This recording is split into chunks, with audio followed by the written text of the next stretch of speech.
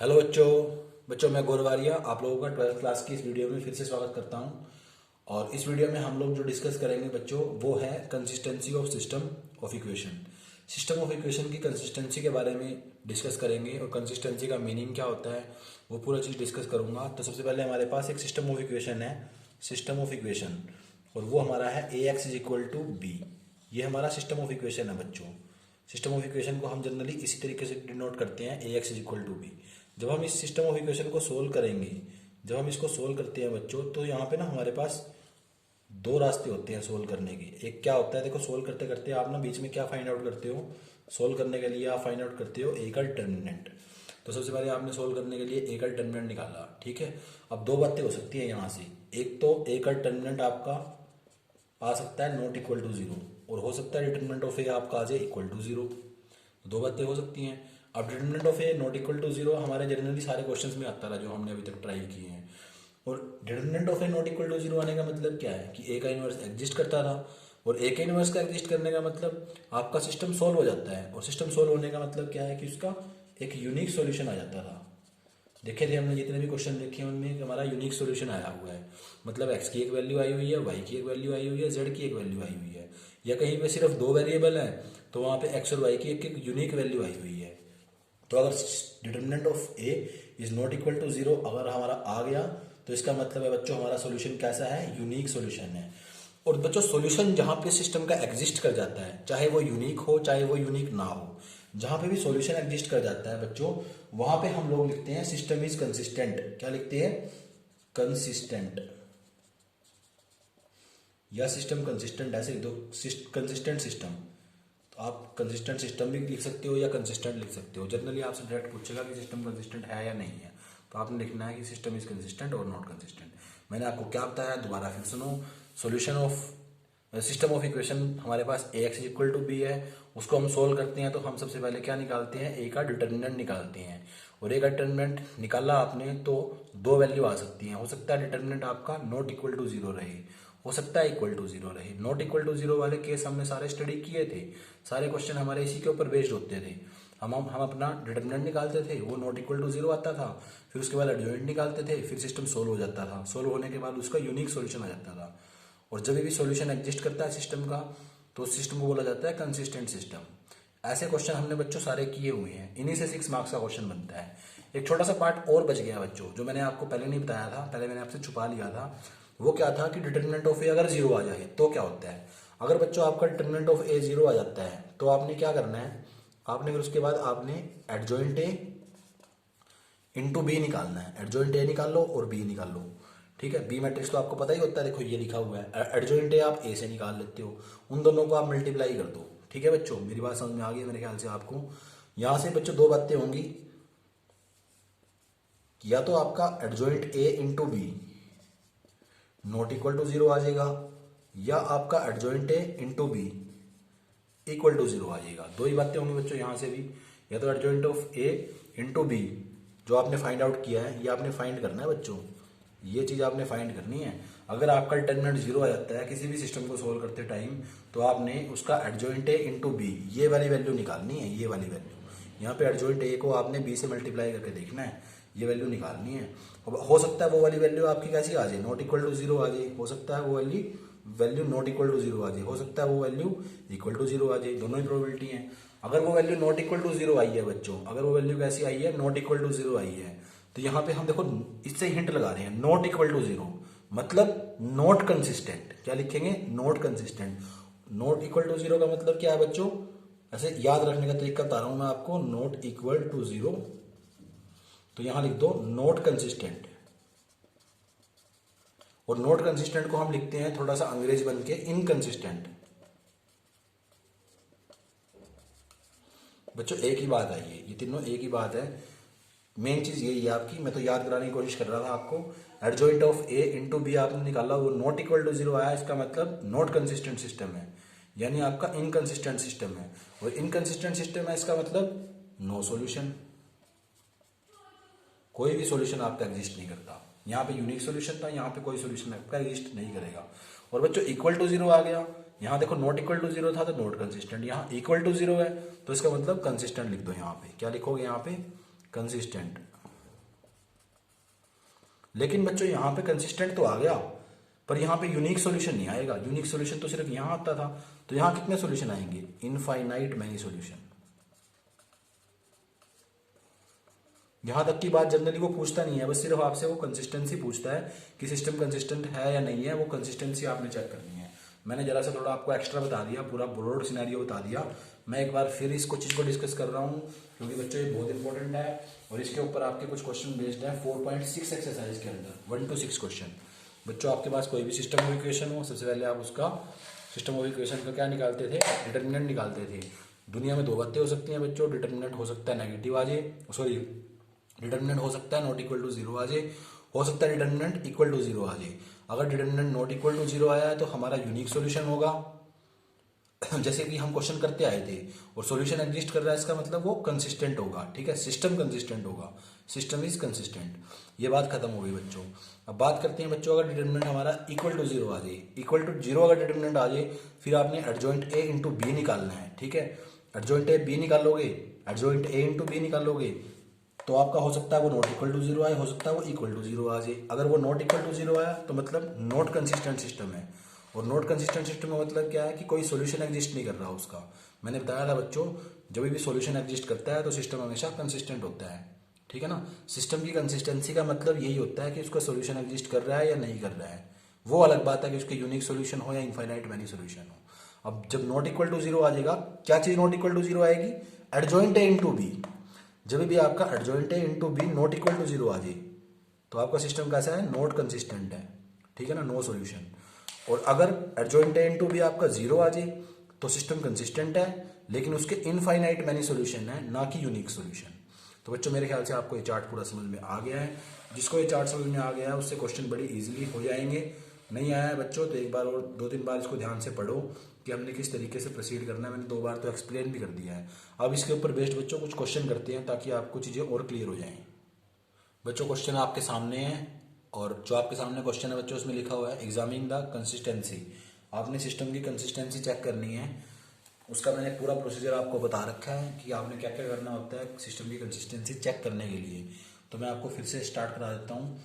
वो चार्ट आप ध्यान रखना बच्चों, उस चार्ट को आप साथ में बना के लिख लें और साथ के साथ उस चार्ट को जरूर देखते रहें, क्योंकि उस चार्ट से ही आपको पता चलेगा कि आपका वर्किंग प्रोसीजर क्या रहने वाला है।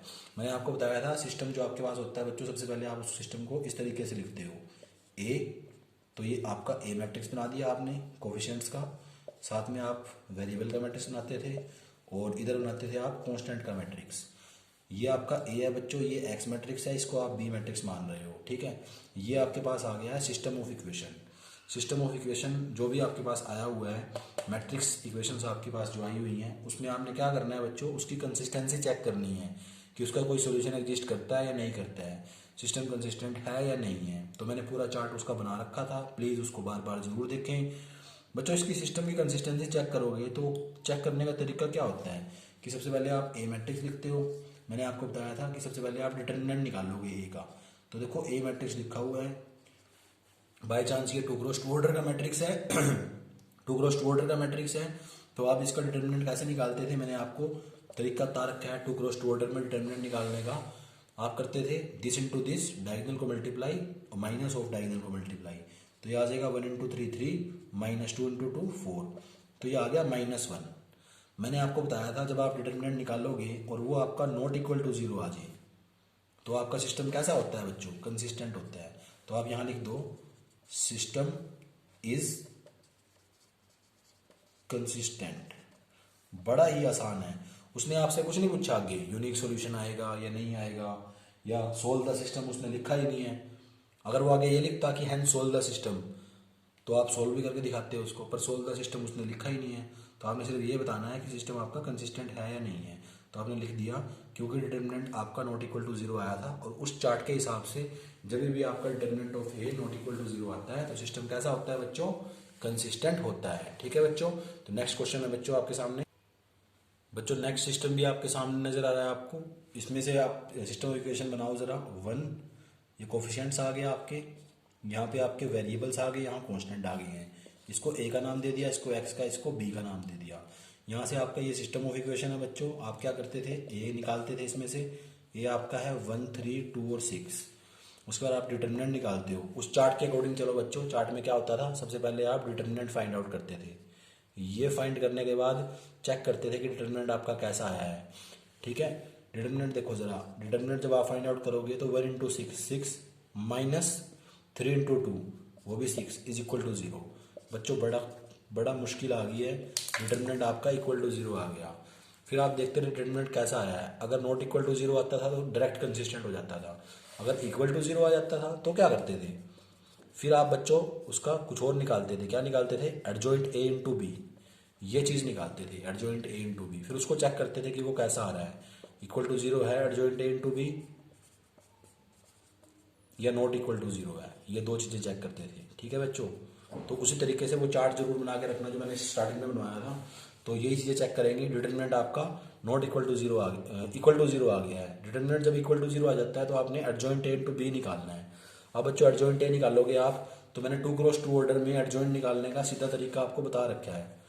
2x2 ऑर्डर में एडजॉइंट कैसे निकालते हैं किसी भी मैट्रिक्स का, ये मैट्रिक्स है बच्चों। एडजॉइंट कैसे निकालते थे, इन दोनों को कर देते थे इंटरचेंज। क्या करते थे बच्चों, इंटरचेंज कर देते थे। तो 6 ऊपर चला गया, 1 नीचे आ गया, और इन दोनों के कर देते थे साइन चेंज। ये 3 का -3 बन गया, 2 का -2 बन गया। ये एडजॉइंट निकालते थे बच्चों। ये एडजॉइंट आपने निकाल दिया। फिर उसके बाद क्या फाइंड आउट करोगे बच्चों, इस क्वेश्चन के अंदर आप फाइंड करोगे adjoint A into B. Adjoint A into B निकालना है आपने और चेक करना है कि वो इक्वल टू 0 आ रहा है या नॉट इक्वल टू 0 आ रहा है। ठीक है बच्चों, तो एडजॉइंट ए आपका किसके बराबर है, वो आपका 6 -3 -2 और 1 के बराबर, और बी वाला आपका मैट्रिक्स है 5 और 8। इनको मल्टीप्लाई कराओ जरा बच्चों। जब आप इनको मल्टीप्लाई कराओगे तो ये आपके सामने आएगा, जरा मल्टीप्लाई करा के देखते हैं। 6 इंटू 5 30 और ये -3 इंटू 8, तो ये आपका आ गया -24। तो ये आपके पास बच गया 30 -24, ये 6 आ गया आपका। ऐसे बच्चों यहाँ पे भी -2 इंटू 5 10 और ये 8, यहाँ से आपका -2 बच गया। तो बच्चों देखो, आपने एडजॉइंट ए इंटू बी निकाला और वो इसके बराबर आ गया, ये नॉट इक्वल टू 0 है, यानी आपने एडजॉइंट ए इंटू बी निकाला था और वो नॉट इक्वल टू 0 है। जरा चार्ट देखना बच्चों, वीडियो को बैक करके थोड़ा चार्ट देखो। जब भी चार्ट के अंदर adjoint A into B not equal to 0 आता था तो सिस्टम कैसा होता था, not consistent. Not equal to 0 मतलब not consistent, not equal to 0 मतलब नॉट कंसिस्टेंट। ये वाली चीज जब नॉट इक्वल टू 0 आती थी, ये वाली चीज की बात कर रहा हूं मैं। कभी डिटरमिनेंट को नॉट इक्वल टू 0 करके वहां पे भी लिख दो नॉट कंसिस्टेंट। जब भी adjoint A into B not equal to 0 आता है तो क्या लिखते थे, नॉट कंसिस्टेंट, यानी इनकंसिस्टेंट सिस्टम ऑफ इक्वेशन। बड़ा ही इजी है बच्चों, आंसर आ गया आपका इनकंसिस्टेंट सिस्टम ऑफ इक्वेशन। बच्चों आपने इसके बाद बच्चों जो 3x3 ऑर्डर वाला क्वेश्चन है वो भी बिल्कुल सेम है, बस उसमें आपने एडजॉइंट थोड़ा दूसरे तरीके से फाइंड आउट करना है, जो मैंने आपको पहले बता रखा है, प्रीवियस वीडियोस में बता रखा है कि 3x3 ऑर्डर के मैट्रिक्स में इनवर्स कैसे एडजॉइंट कैसे फाइंड आउट करते हैं, डिटरमिनेंट कैसे निकालते हैं, वो सारा आपने सीखा हुआ है। प्रोसीजर बिल्कुल सेम है, जैसे एडजॉइंट निकालना होगा उसमें भी आपको बी निकालना होगा, डिटरमिनेंट निकालना होगा, वही सारी चीज़ें हैं। फिर ग्राफ से चेक, जो चार्ट बनाया था उससे चेक करके आप बता सकते हो कि सिस्टम कंसिस्टेंट है या इनकंसिस्टेंट है। तो बच्चों आपने question number 1 to question number 6 कर लेने हैं एक्सरसाइज 4.6 के। ठीक है बच्चों, इनमें सब में आपने सिस्टम की कंसिस्टेंसी ही चेक करनी है। बड़े आसान से क्वेश्चन है बच्चों, ये आप इजीली कर सकते हो, ये आपका होमवर्क है इस वीडियो के बाद। ठीक है बच्चों प्लीज़ सीक्वेंस वाइज वीडियो देखा करो, सीक्वेंस वाइज वीडियो देखने का ही फायदा है, अदरवाइज कोई फायदा नहीं मिलेगा आपको।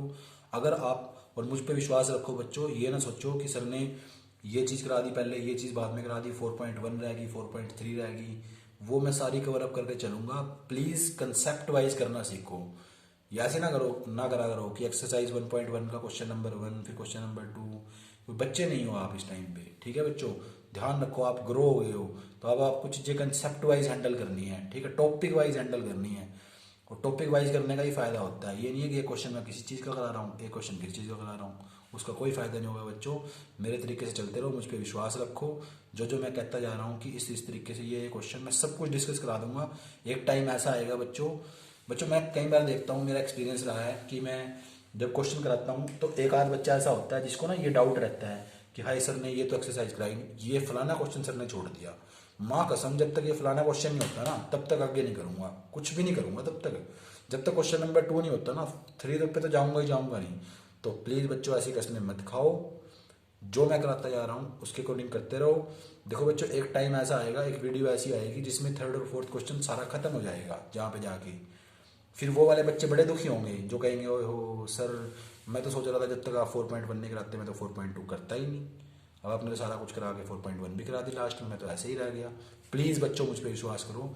थैंक्स फॉर वॉचिंग बच्चों, thanks for watching this video, thank you, thanks a lot.